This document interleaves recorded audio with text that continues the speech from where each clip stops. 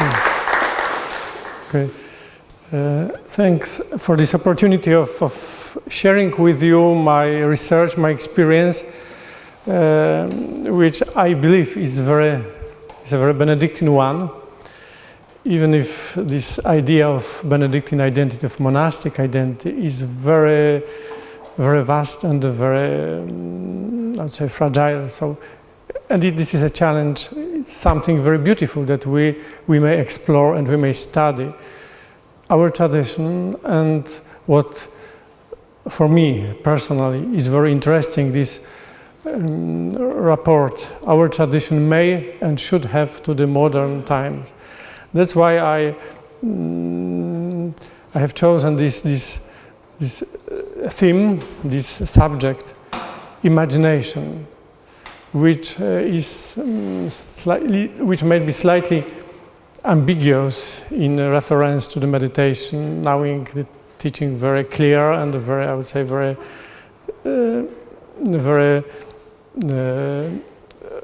restricted teaching of Father Main about imagination, about meditation. Imagination may be a sort of another world, another story. However, in the monastic tradition, in Benedictine tradition, imagination has always played a very important role, and we cannot ignore it, especially because today we move in the world full of images, and we cannot ignore, we cannot just say that this is bad, or we cannot accept. This is the context of my talk, and at the end I would like to propose some suggestions. So my presentation will be divided into 6 points, into 6 sections. Deliberately I didn't use PowerPoint because we must switch on our imagination and to work inside of us, because first I find it very important to look at the whole tradition, and the oldest, the most ancient tradition of monasticism and even of Christianity.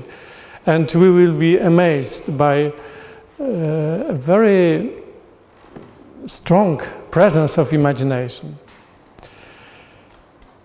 First, so the first section, and we look at the Bible, mainly at the Gospel, shortly, and then the sayings of the Desert Fathers, of the apophthegms.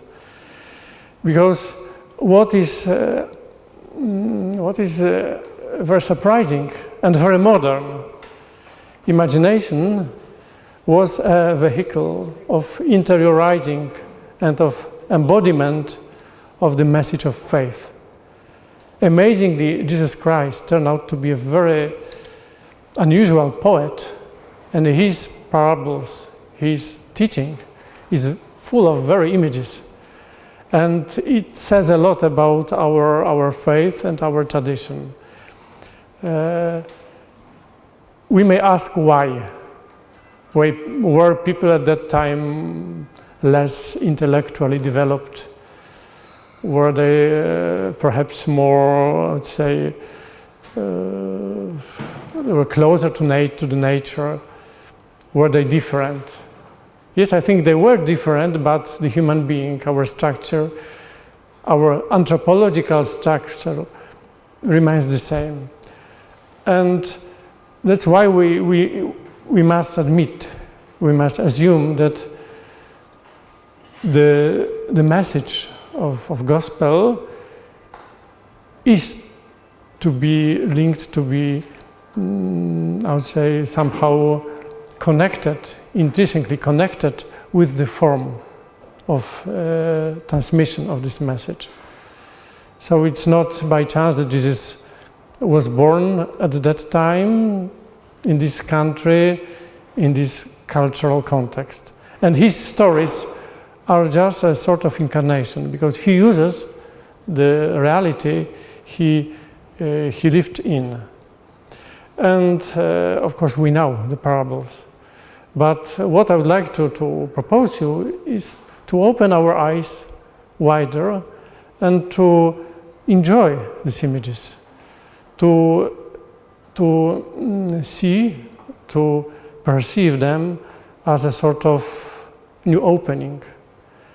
Because before we enter meditation, we must prepare our hearts. We must open the eyes of our mind, of our heart, to be very, I would say, very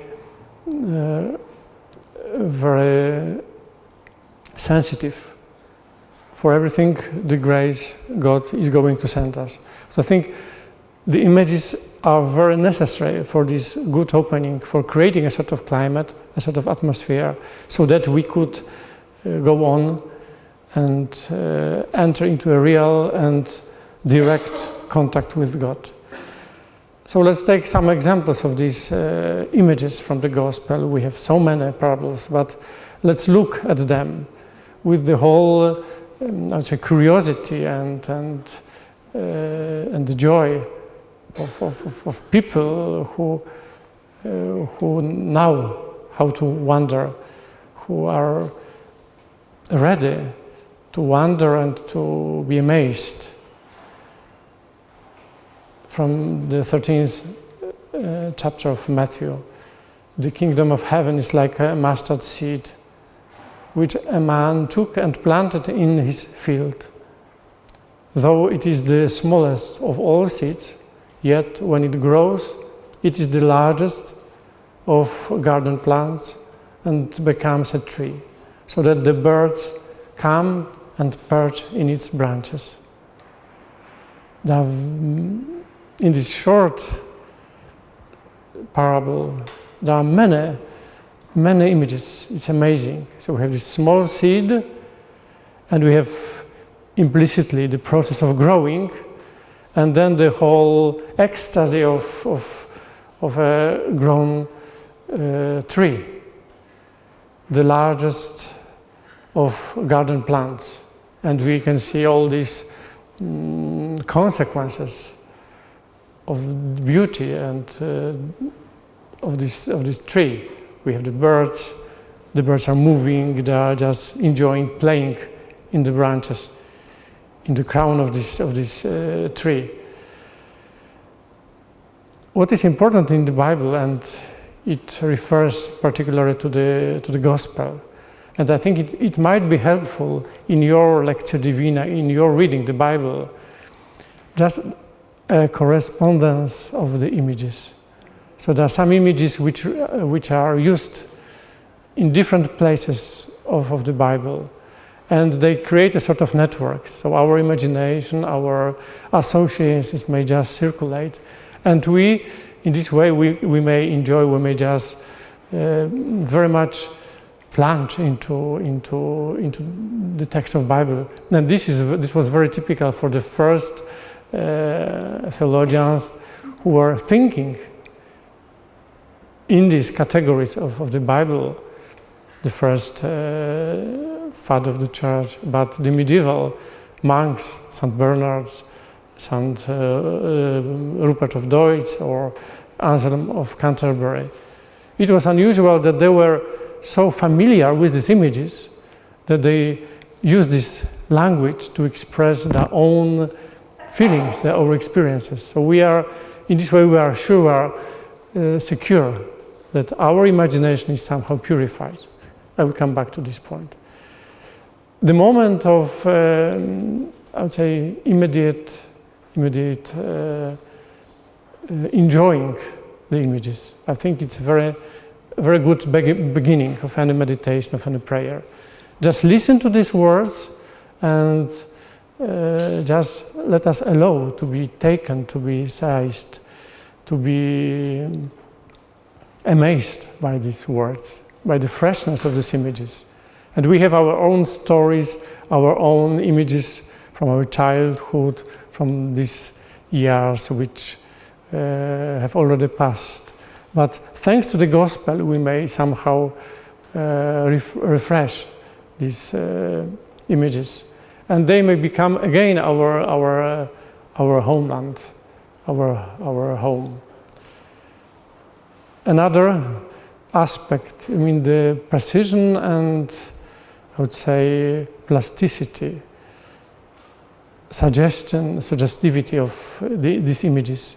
They are very real and they remain fresh even if the Gospel was written so many centuries ago. From again Matthew 24th chapter. Now learn this lesson from the fig tree. As soon as its twigs get tender and its leaves come out, you know that summer is near. Even so, when you see all these things, you know that it is near, right at the door. Unusual sensitivity and this capacity to observe, to see, to observe the nature. This sense of wonder means also a sort of penetration of our intellect, of our senses, and through our intellect and through our senses, these unusual gifts from God. And this is somehow invites us to be open, to be very sensitive, and to learn from the nature. And as its twigs get tender and its leaves come out, we may just almost touch this unusual process of getting tender, of getting mature, of growing. It's unusual. It's a sort of, I would say, premeditation, a moment of wonder.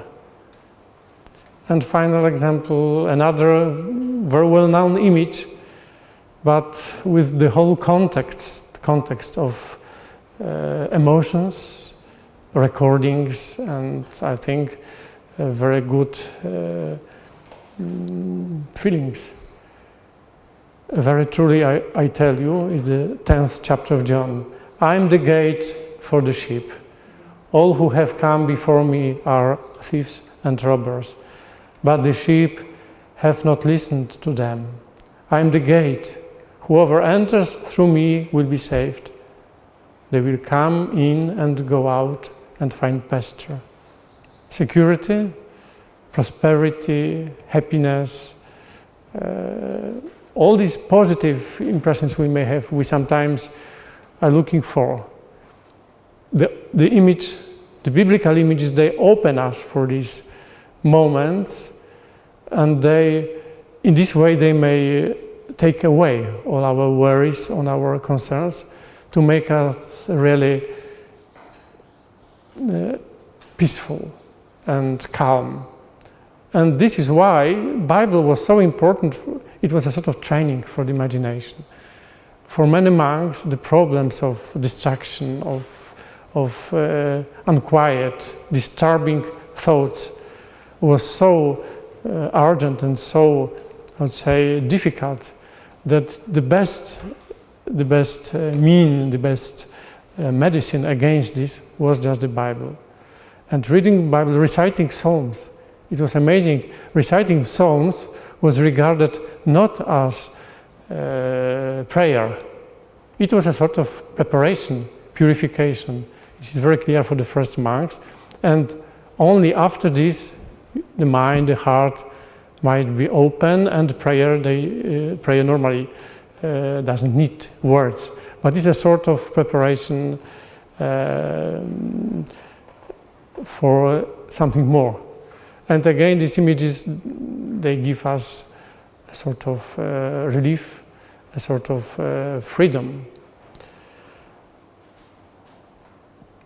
So let's move to another literature, very monastic, the first monastic sources, which are very strong, very powerful, but at the same time they are very close to the gospel. And by the way, our language, our teaching about meditation is always very problematic, because how can we express what we experience, what we feel?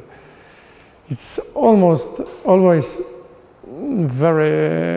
it's always impossible.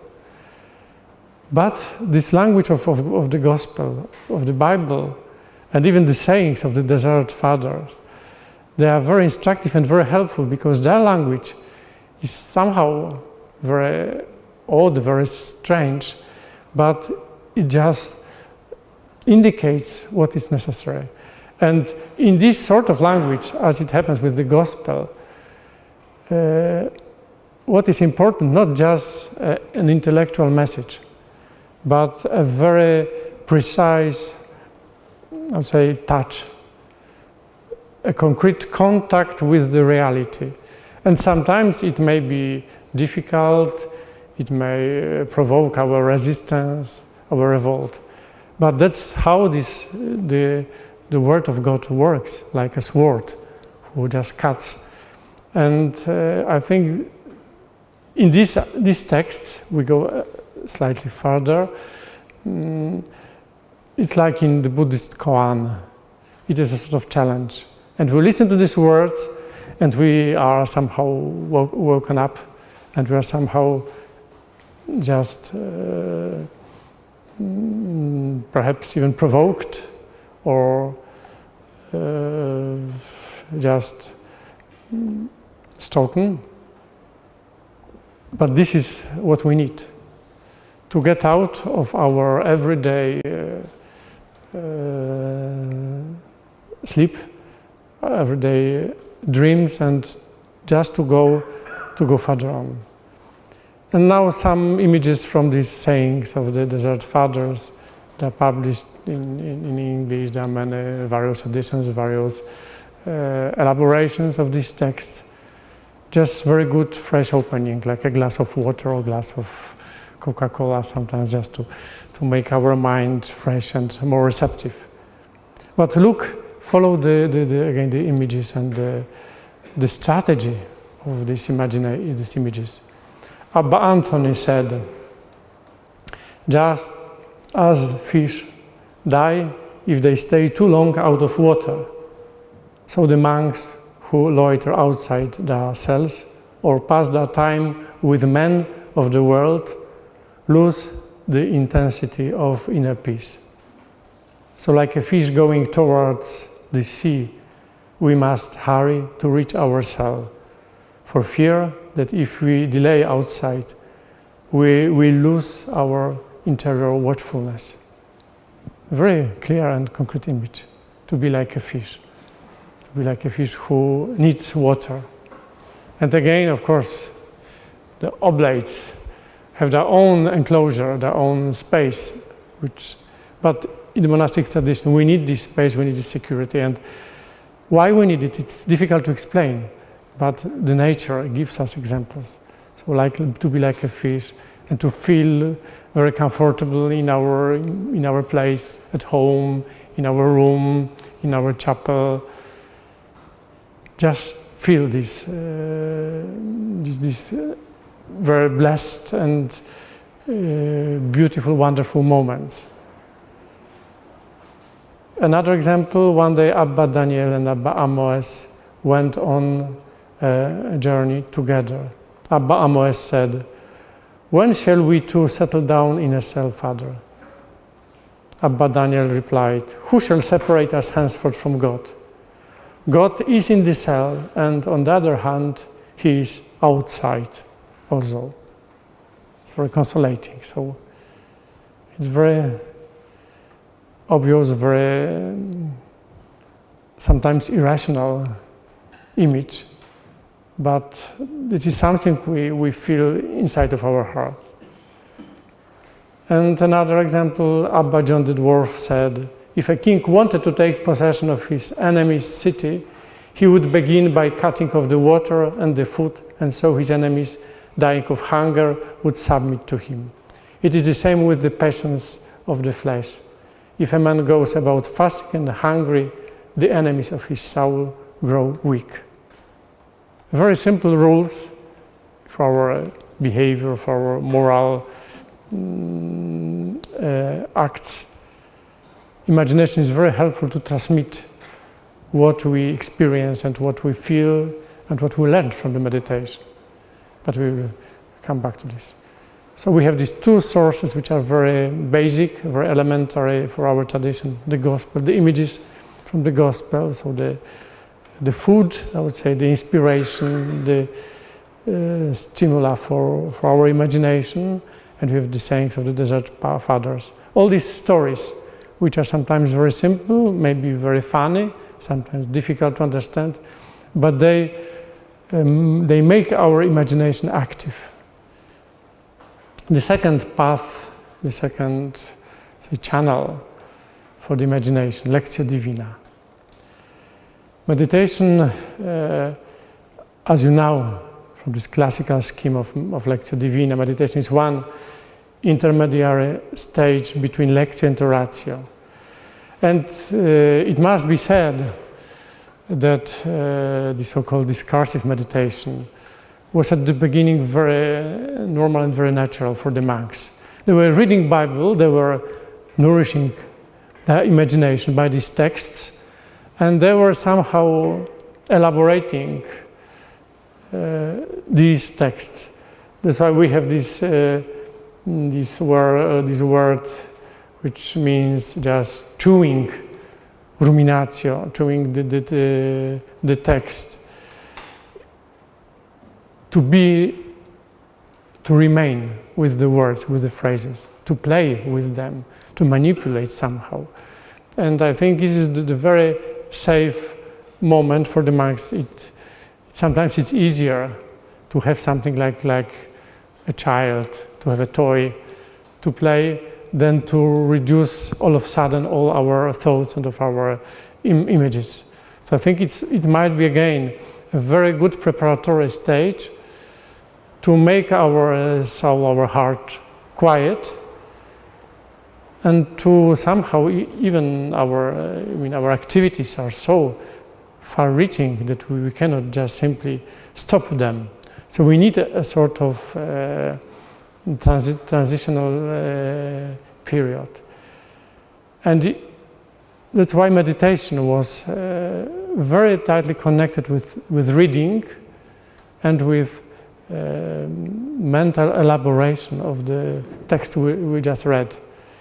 And then what happens after, it's not up to us. So we live, but we try to be honest, and sometimes we are so weak. I would say this is just a method for those who are weak, who cannot so decisively just get rid of their thoughts. So if we sometimes feel tired, if we are perhaps too overwhelmed by our thoughts, so please switch our activity, our mental involvement from the facts we had in our days just to the Bible, to the biblical texts, and just let's slowly stop gradually our activities, and then when the peace comes, a real meditation may open sometimes, and we may, for instance, in practice, if we have problems with distractions, we are so tired, just 5-10, that's what you do, and it could be applied more consciously. We read the text and we try just to work with this text, to use all our forces, our internal activities, just to play with the text and to stop finally all what happens inside of us, and then we are ready and the gong starts our meditation. And I think that's what the monks used to do. This sort of humility and at the same time reality. Saint Benedict was very aware of human weaknesses, of human fragility, and the Bible became very powerful medicine for all these bad thoughts, for all these distractions. The point was to be faithful to this reading, to this meditation, to this contact with the Bible, and then later on, if we get calm, something more may happen. And in this moment, the Father, Saint Benedict, they were very discreet. They never dare to describe what may happen afterwards. So Saint Benedict is very, I would say, very limited in his theory of prayer. But we may see from the results, from the writings of monks, that many unusual things were happening while monks were meditating, while they were contemplating the Bible, various associations, various enlightenments, discoveries. But it's not our work, so we must do everything to be calm and to prepare God's path, and then let leave our heart open.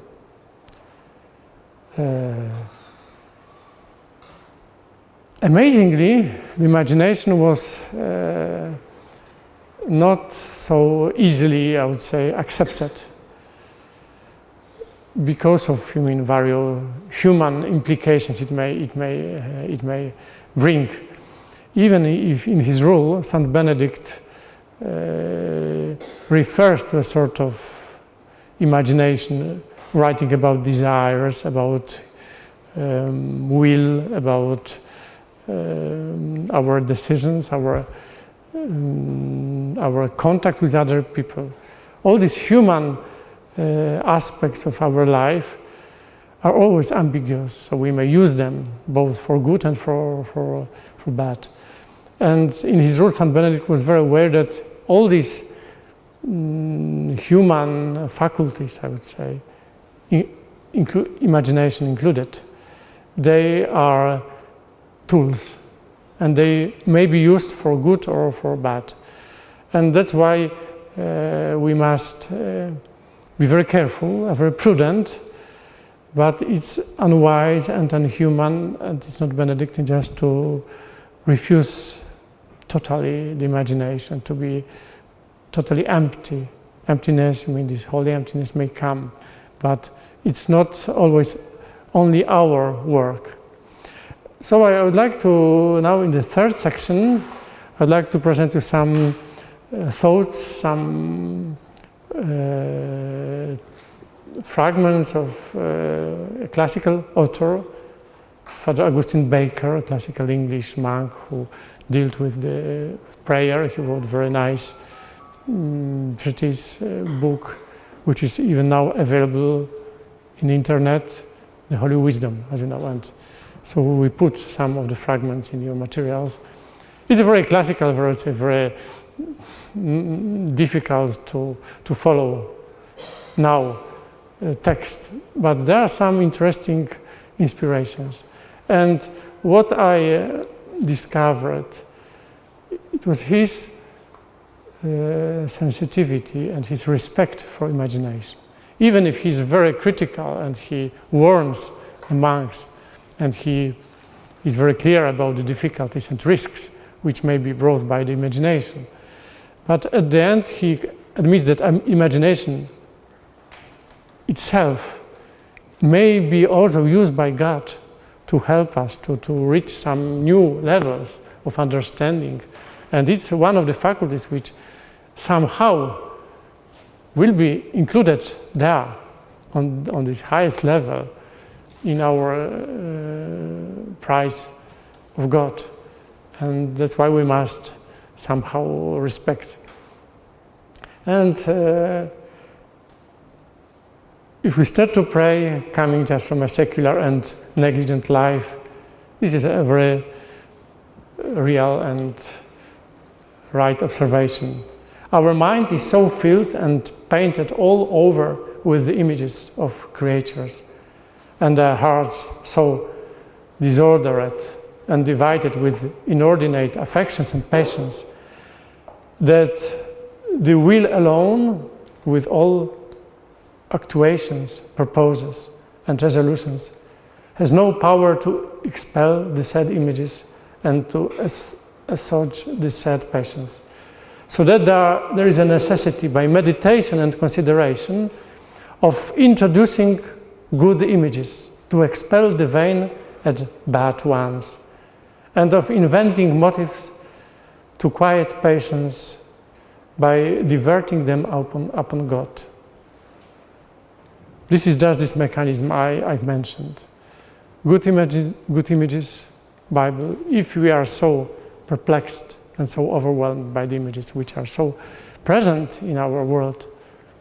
There's nothing better we can do than just try to replace them with good images, just to find a balance. And if we find a balance, we may go further.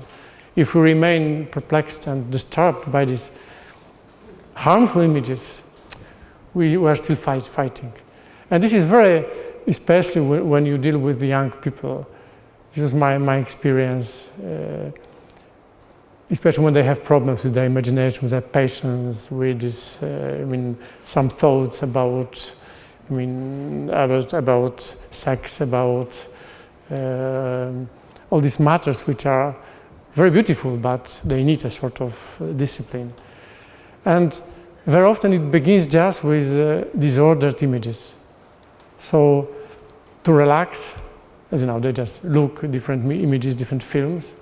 And that's how these images, they enter their mind, their imagination, they work, they remain.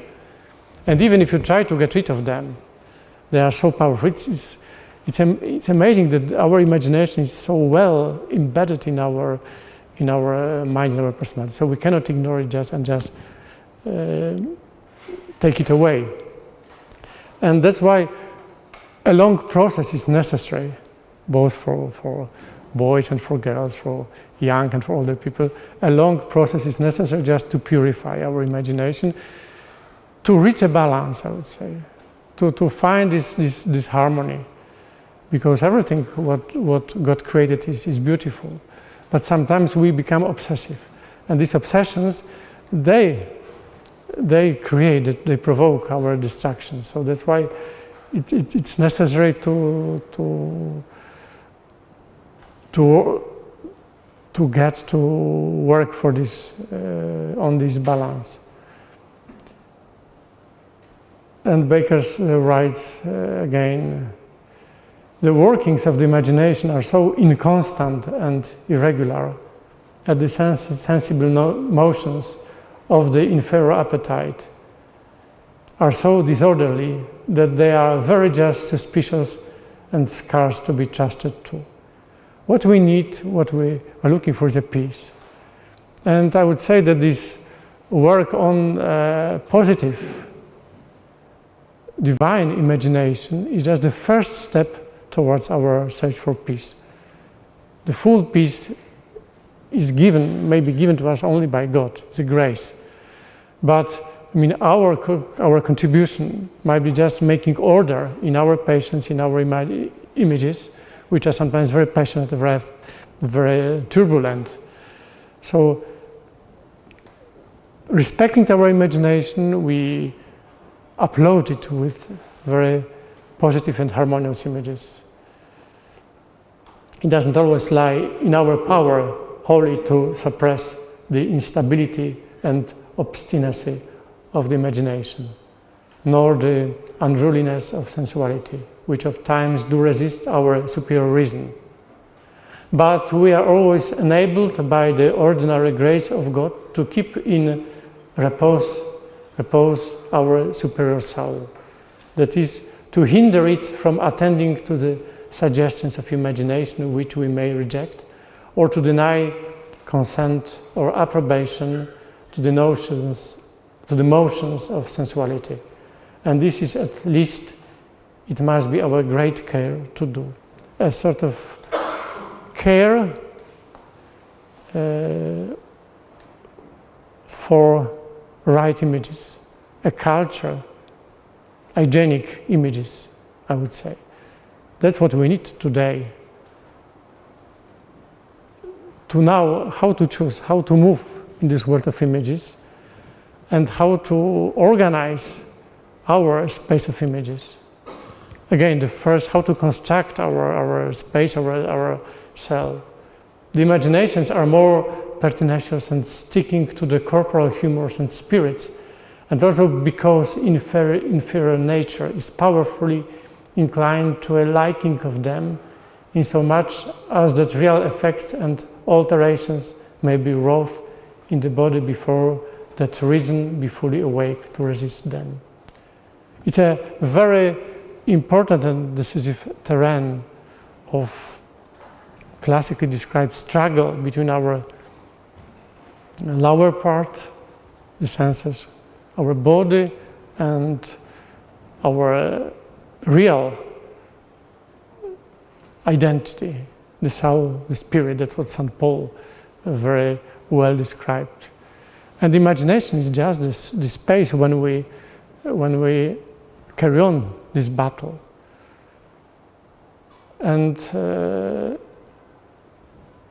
that's why, let us repeat again, we must try to switch from these lower and obsessive images into those who are very, very positive and very divine. And so final quotations from Augustine Baker. He describes various sorts of sensible graces.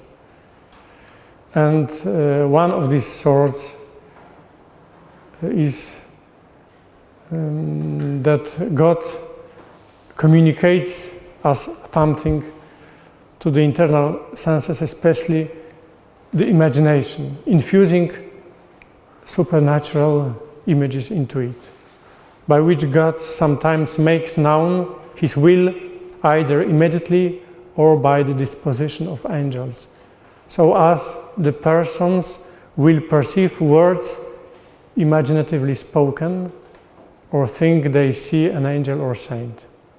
And if such words had indeed been spoken and those objects represented really to the outward senses, for such is the nature of the imagination that it can, after its manner, exercise all the functions of the outward senses. Now, a rapture or ecstasy is an elevation of the soul caused by God, by which the person is bereaved of the use of the outward senses, by reason that the soul in her internal operations cleaves wholly to supernatural things, and the imagination is environed with lights, visions, etc. So this is the final, I would say, destiny of our imagination, to be plunged, to be environed with lights, visions. So that's why we need our imagination to contemplate, to enjoy God in his richness, in his beauty. And naturally, we must purify our imagination. We must just practice to be ready for this blessed activity. I remember one of my older confreres, he's still alive, he's over 90. He was working very hard in the garden. He was very simple and very, very exemplary monk. Over 60 years, 70 years he was working. And finally, he was so tired, and he thought, no, so he decided to be a sort of retired monk. So he withdrew to his cell, and he started to live just without working. So we moved him to a better cell, and he had a bathroom in his cell and all these, comfortable devices which are accessible today. And he was so surprised, and he felt very uncomfortable with the thing because he was used to very primitive, very simple life. And the abbot told him, look, Brother Gabriel, because it was his name, you must get used to the happiness of paradise, to the comfort the paradise will bring you. So please follow this and please enjoy this room. And he was convinced. So sometimes I think we do not believe that in the future there are so delicious things prepared for us, even on this mental level. And the meditation is a sort of way towards this. The fourth dimension, imagination as a criterion of distinction of two ways of meditation. I think it's nothing new, but it should be always repeated. But we have two ways of meditation, this discursive and undiscursive one. So the one which uses meditation, even if you may call it a preparatory meditation, but it's very rooted in our Benedictine tradition. And this one which excludes imagination from the very beginning. And if you look at the tradition, on both sides we have various and great protagonists. So we have imagination. I mentioned Lectio Divina, the whole Benedictine tradition. But also the spiritual exercises of Ignatius of Loyola, who was pupil of the abbot of Montserrat, and he was doing his retreats after conversion, staying in Manresa, just in Montserrat. So his spiritual exercises are somehow also somehow very imaginative, and they need a sort of empathy and activity. Of course, they lead further on, but it's a sort of affinity with us. Of course, the second, this apophatic, because the positive discursive meditation, we can call it cataphatic. This is theology who says that I will try to describe God. I will try to say positively something about God, even if it's not easy, it's impossible. Here in Rome, we have so many, about 600 different churches. In one of them is buried the very famous Cardinal Nicholas of Cusa, and he was a very interesting thinker and philosopher, and it was up to him to say that we may say more of what God is not than what God is like. So this positive theology is very limited, but because of our weakness, sometimes we need this positive aspect. On the other hand, the negative theology, this apophatic theology, was very well known in the Eastern tradition, Pseudo-Dionysius, Areopagite, Vargas of Pontus, John Cassian, in a sort of way. Of course, John Main is a very classical example. He's a link in this chain of tradition of sort of radical apophatic approach, and the Cloud of Unknowing as well. And what to choose? So I think, because we are so limited, we have these two ways just to choose and to move according to our temperament, our needs. The point is to find allies, to find new methods, complementary methods to go forwards. Because there are so many obstacles that's why we are provided with so many different tools. And imagination in this way may be very helpful, but at the same time we must be aware that that's not all. Imagination may lead us into one point, into one moment. It's only one stage, and when we arrive to this stage, something new begins, something new opens. And it's not our business to organize this new opening. And this is also very evident and very clear for the poets, for the artists, these people of wonder, people of enchantment.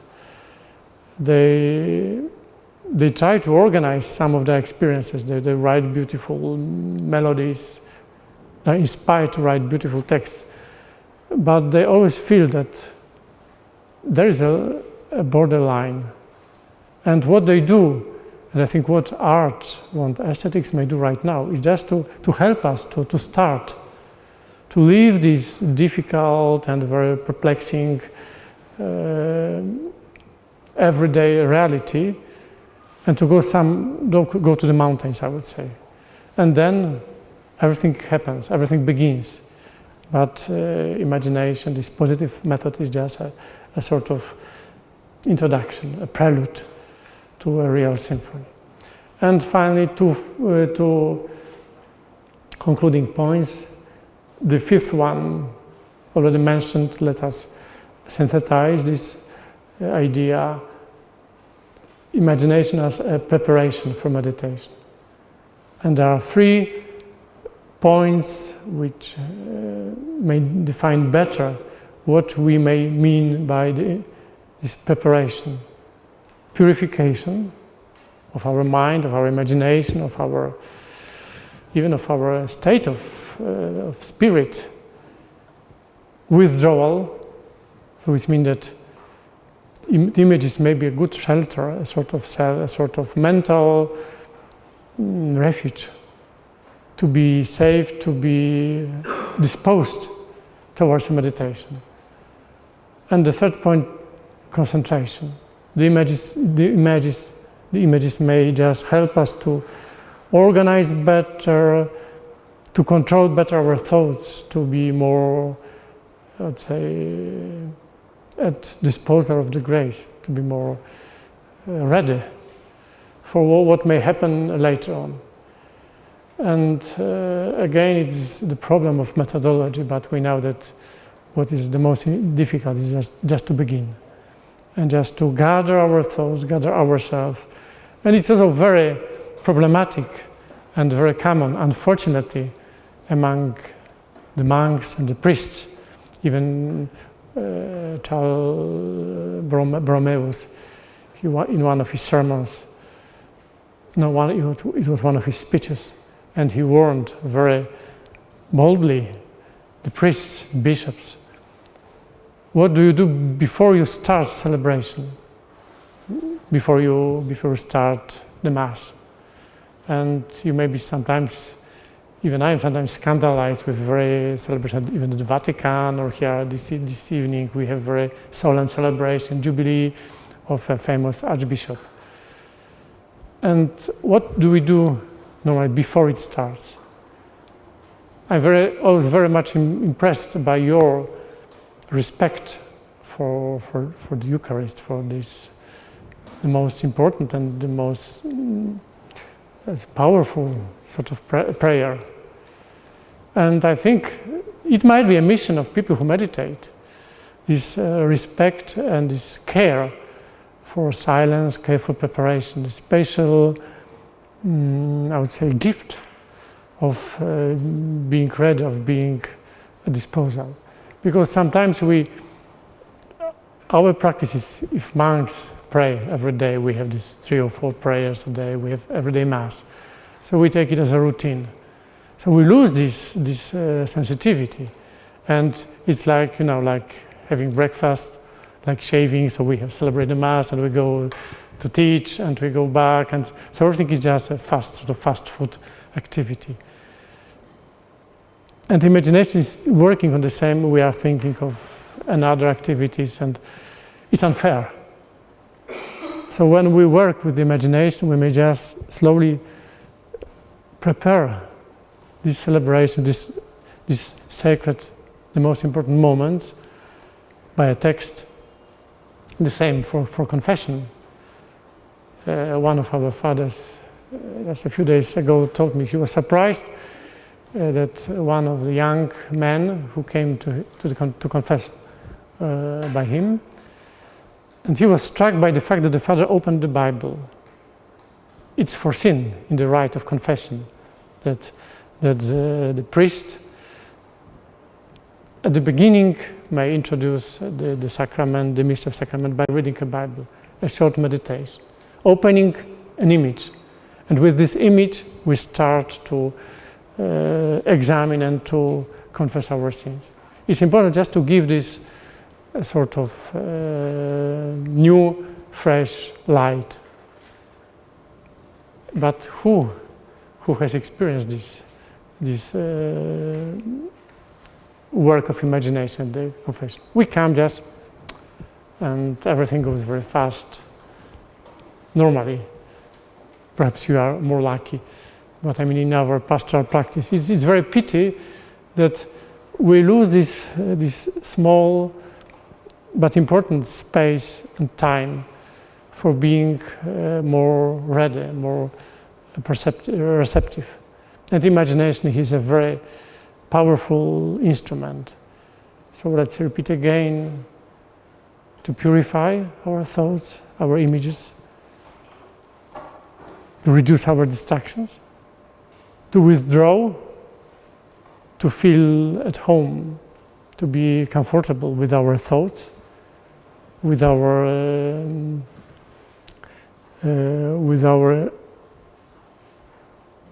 emotions, because as we remember from the first section, imagination is very important for our emotions. The imagination appeals to our emotions and makes them very helpful if we use it well.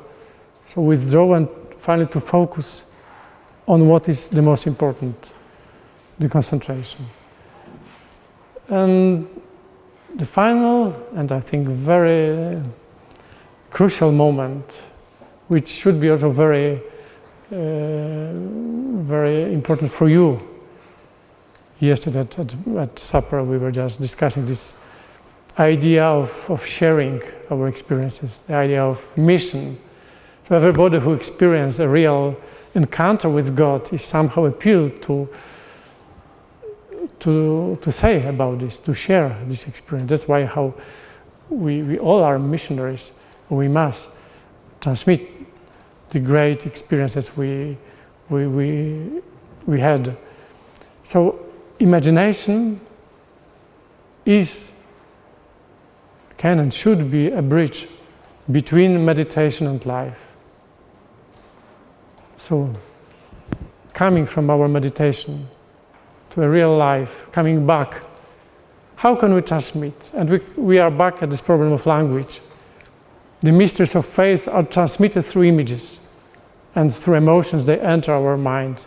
Then we are meditating. We leave the images. We go somewhere. We meet with God. We have a direct contact with Him. But living on earth, we go down. And the point is what remains. And I think that, again, imagination remains one of the important, powerful tools to transmit our experience. And we may find new words, we may find new language to tell about God, about what is important in life, why to meditate, about the importance of prayer, about the importance of honest life.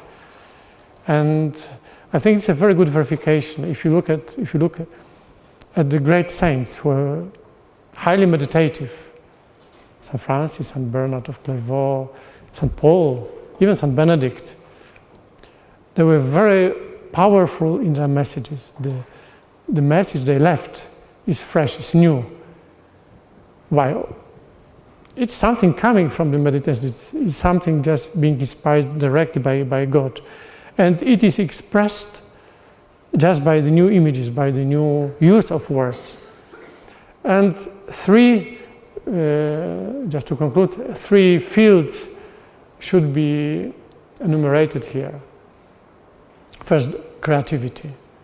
So we are more creative. We know how to live, how to deal with people, even in our everyday life, in our work.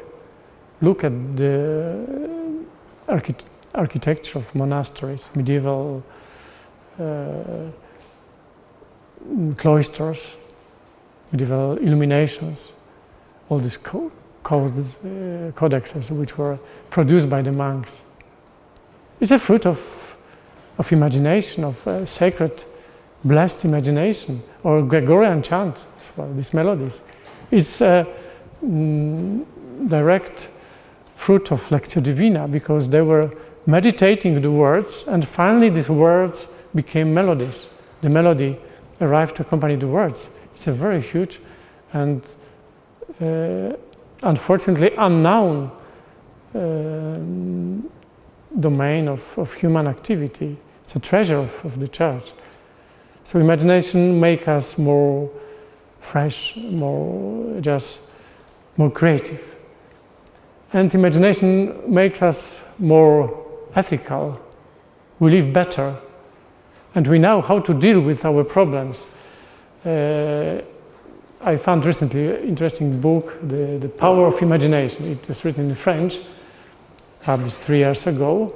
And the author says that to make good decisions, to make good choices, we need very well-developed and fresh imagination, because the life is so complicated and we are just bombarded with various options. And again, to have this distance, to have this capacity to look from above, to look better and more profoundly, it helps us to make good decisions and to be more powerful, to resist. So there are many philosophers even at the beginning of the 20th century, including Bachelard, even Sartre.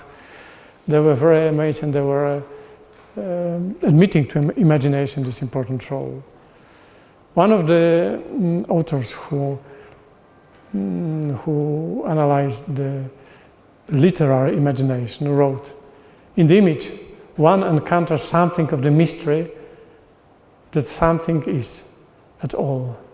One participates in it by experiencing in oneself, perhaps as oneself, the unrepeatable thisness of this. The symbolic imagination takes rise from a definite limitation of human rationality, which was recognized in the West until the 17th century. In this view, the intellect cannot have direct knowledge of essences. The only created mind that has this knowledge is the angelic mind." So according to this word, the imagination makes us similar to the angels. And because the rational ways of knowledge are limited. And that's what mathematicians admit, and physicians, and all these people who are very well trained and have great experience in sciences. We arrive to this level where the logical discourse is not sufficient.